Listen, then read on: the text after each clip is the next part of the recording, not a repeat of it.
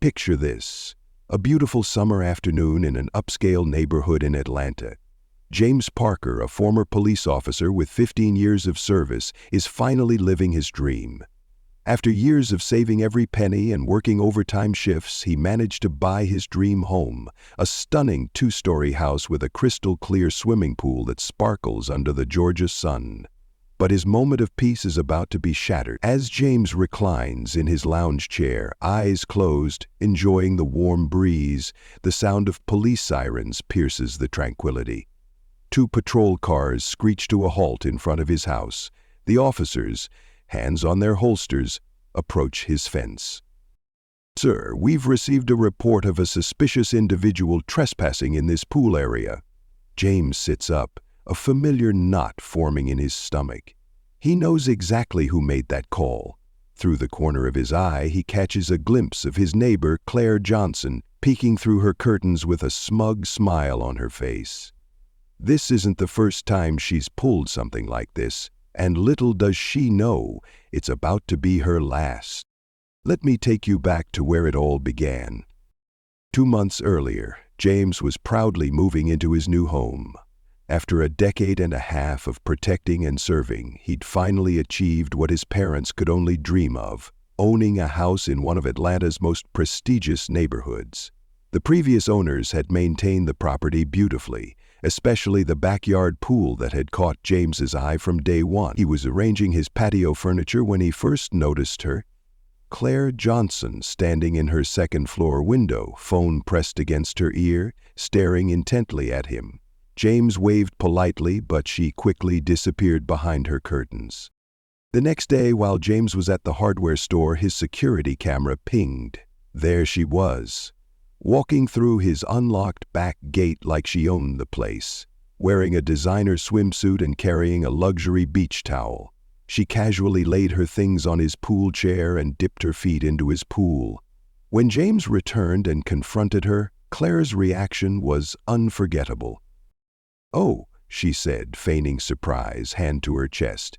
"I thought you were the new pool maintenance man. The previous owners always let me use their pool." Her condescending smile made James's blood boil, but years of police training had taught him to stay calm. "Ma'am, I'm not the maintenance man, I'm the new owner," James replied professionally. "And I'd appreciate it if you'd ask permission before entering my property." Claire's face twisted into an expression of disbelief. "You? The owner?" She laughed nervously. "There must be some mistake. I know the realtor handling this property, and she never mentioned—" She gestured vaguely at him, leaving the racist implication hanging in the air. "There's no mistake, Mrs. Johnson. This is my home, and you're trespassing. Please leave." James's voice remained steady, but inside he was counting to 10. As Claire gathered her things, she muttered under her breath, "We'll see about that."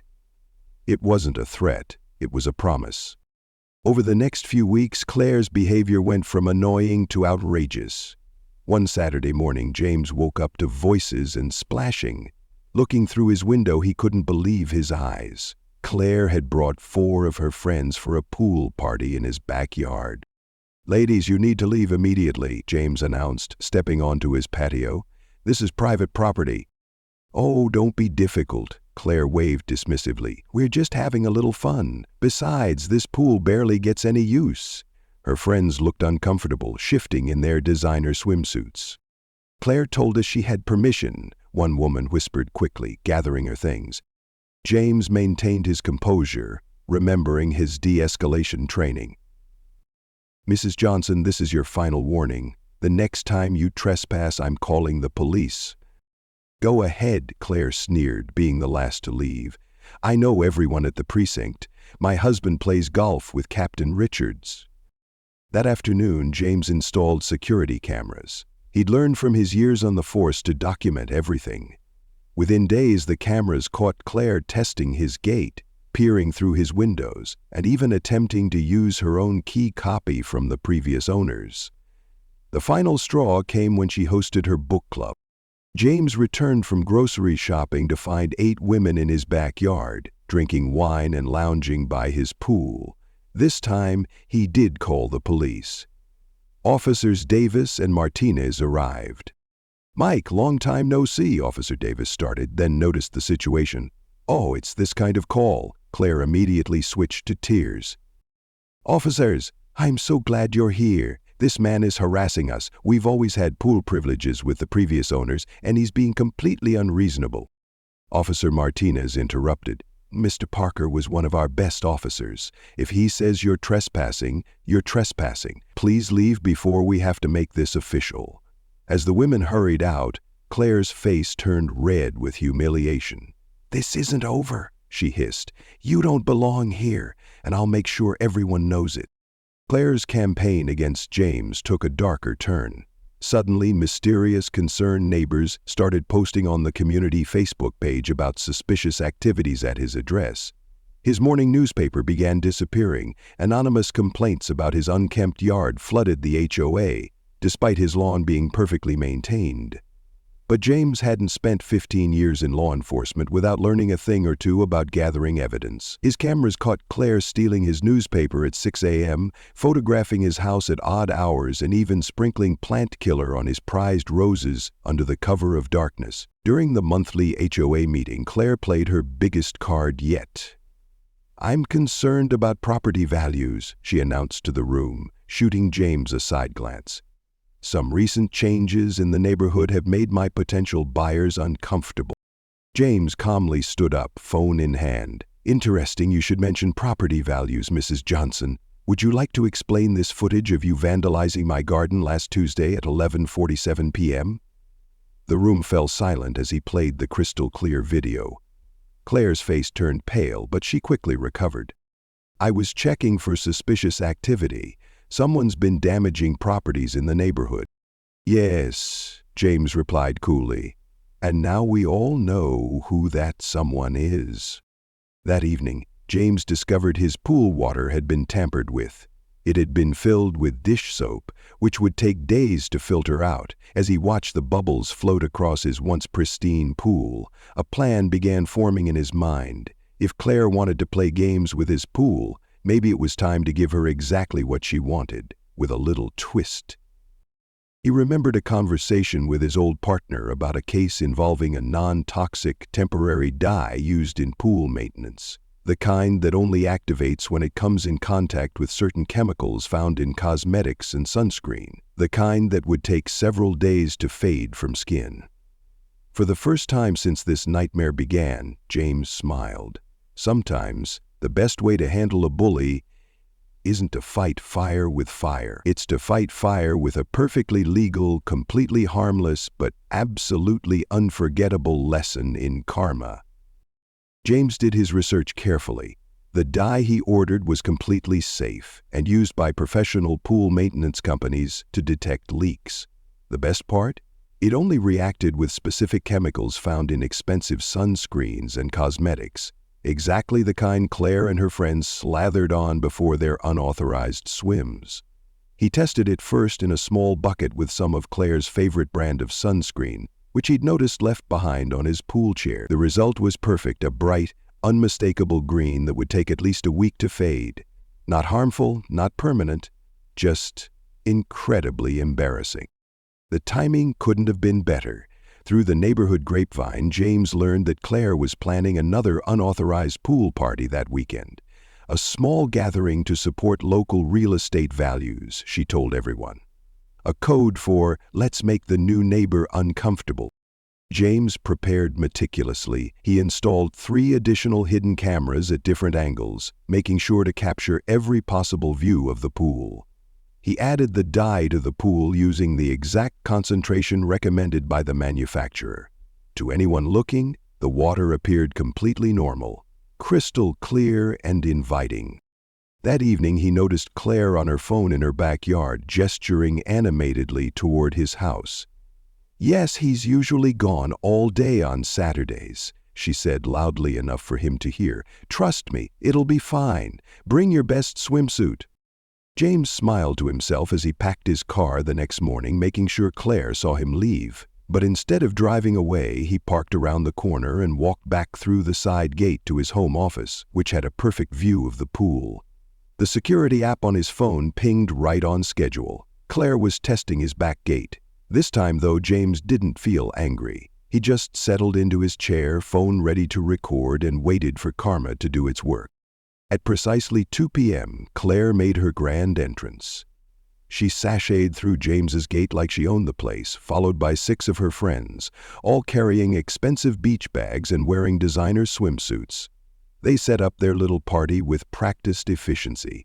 Champagne bottles, fancy snacks, and Bluetooth speakers playing soft jazz. "Ladies, welcome to our Saturday sanctuary," Claire announced, raising her glass. "What the new owner doesn't know won't hurt him." The women giggled nervously, but the promise of a private pool party on a hot Atlanta afternoon quickly overcame their hesitation. One by one, they slathered on their expensive sunscreen, the exact brands James had tested. Claire was the first to dive in, making an elegant splash. "The water's perfect," she called out. Her friends followed, and soon they were all swimming, completely unaware of the chemical reaction slowly beginning to take effect. It started with Claire's friend Susan. Karen, is your skin looking different?" The woman was staring at her arm in horror. Under the bright afternoon sun, a distinct green tint was spreading across her skin. Claire looked down at her own hands and let out a shriek that could have woken the dead. "What's happening?" Her normally pale skin was turning a bright, unmistakable shade of green, like a chameleon caught in a St. Patrick's Day parade. Panic erupted. The women scrambled out of the pool, screaming and grabbing their things. Their expensive makeup was now streaking green down their faces, their carefully manicured hands looking like they'd been dipped in food coloring. "My daughter's wedding is next week," one woman wailed, examining her now green legs. "I'm supposed to be in photos." She stood there, dripping and green, her face contorted in rage. This was deliberate," she sputtered, looking around wildly. That's when she spotted one of the cameras, its small red light blinking cheerfully. The exodus that followed could have made Olympic sprinters proud. 6 green-tinted women running through the neighborhood in their designer swimsuits, leaving trails of wet footprints on the sidewalk. The video hit social media like a green tidal wave. James had edited it perfectly, starting with clips of Claire's previous trespassing incidents, followed by the pool party disaster, all set to the same jazz music they'd been playing. Within hours, it had millions of views across multiple platforms. Local news stations picked up the story. "Trespassing Karen gets green with envy" became the trending headline. Security footage showed Claire's repeated intrusions, her vandalism attempts, and finally, her emerald transformation. The comment sections exploded with people sharing their own Karen stories, making the video spread even faster. Claire's real estate agency couldn't ignore the viral disaster. Their Facebook page was flooded with green emoji comments, and potential clients started asking if they could trust an agent who trespassed on private property. By Monday morning, they had released a statement. "We pride ourselves on respect for property rights. The actions shown in the video do not reflect our company's values." The neighborhood WhatsApp group buzzed with activity. Residents who had stayed quiet during Claire's campaign against James suddenly found their voices. "She did the same thing to the Johnsons last year. Remember when she called the police on those kids' lemonade stand?" The dam of silence had broken. But the most satisfying moment came when Claire, still sporting a distinct mint hue, attempted damage control. She posted a video explaining her side, but her green-tinged appearance only made it go viral for all the wrong reasons. "I was just trying to maintain community standards," she insisted, her green face glowing under the camera lights, making her look like a frustrated wicked witch of the West. James didn't say a word. He didn't have to. He just enjoyed his pool, waving cheerfully whenever he spotted a green-tinted figure peeking through neighboring curtains. Claire's attempts to salvage her reputation only dug her deeper into a green-tinted hole. Her lawyers sent James a cease and desist letter demanding he remove the video. James's response was simple, a compilation of her trespassing incidents, complete with timestamps and documented police reports. "You can't prove that pool dye was meant for us specifically," Claire's lawyer argued in a follow-up email. James's security footage showing her stealing his newspaper and vandalizing his garden quickly ended that discussion. The neighborhood dynamic shifted dramatically. People who had once avoided eye contact with James now stopped to chat. Mrs. Rodriguez from across the street brought over her famous empanadas. "I should have spoken up sooner," she admitted. "Claire reported my Christmas decorations to the HOA last year because they were too ethnic." The Johnson family next door finally shared their story about Claire trying to get their children's basketball hoop removed, claiming it decreased property values. Even Claire's closest friends started distancing themselves, especially since some of them were still sporting a faint green tinge. Claire's final attempt at revenge backfired spectacularly. She tried to organize a neighborhood meeting to discuss dangerous chemical usage in pools, but only 3 people showed up, all of them wearing green ribbons in silent support of James. The cherry on top came when Claire's husband was overheard at the local golf club. "I know how hard it is to close a real estate deal when your wife is literally green," he complained to his friends. "She can't even show houses right now. People keep asking if she's feeling well." James maintained his professional demeanor, throwing out everything when reporters asked for comments. He simply said, "Everyone is welcome to use my pool. They just need to ask permission first." His small smile spoke volumes. 2 weeks later, a for sale sign appeared in front of Claire's house. The remaining green tint had finally faded from her skin, but her reputation was permanently stained. She started taking the long way around the block to avoid passing James's house, especially during his weekend pool parties. These gatherings had become a neighborhood highlight. James hosted them properly, with written invitations, safety rules, and his famous grilled ribs. Children splashed happily while parents chatted, creating the kind of community Claire had claimed to protect, but had actually destroyed. "You know," said Tom from 2 doors down, "I've lived here for 20 years, and this is the first time I've really known my neighbors." He was helping James set up for a Labor Day barbecue, the pool sparkling innocently in the background. The Rodriguez kids started a running joke, tiptoeing exaggeratedly past Claire's house while wearing swim gear, calling out in stage whispers, "Don't tell Claire!" Even their parents couldn't help but laugh. Real estate agents showing Claire's house had to explain to potential buyers why the current owner was selling. The story had become such a local legend that they were legally obligated to disclose it. "No, the pool incident won't affect your property," they'd assure concerned buyers. "The green dye was completely temporary." Claire made one final appearance at an HOA meeting before moving out. She'd prepared a speech about neighborhood decline, but when she stood up, someone in the back simply started humming, "It's not easy being green." The room erupted in poorly concealed laughter, and Claire fled, her face flushed a shade of red that clashed magnificently with her fading green undertones. The day Claire's moving truck pulled away, James raised a glass of lemonade in his backyard, not in celebration of her departure, but in appreciation of how standing up to a bully had brought his community together. 1 year later, James' pool remained the heart of the neighborhood. The new family that bought Claire's house, an interracial couple with twin daughters, fit perfectly into the community. Their girls were on the swim team, and James helped them practice on weekends.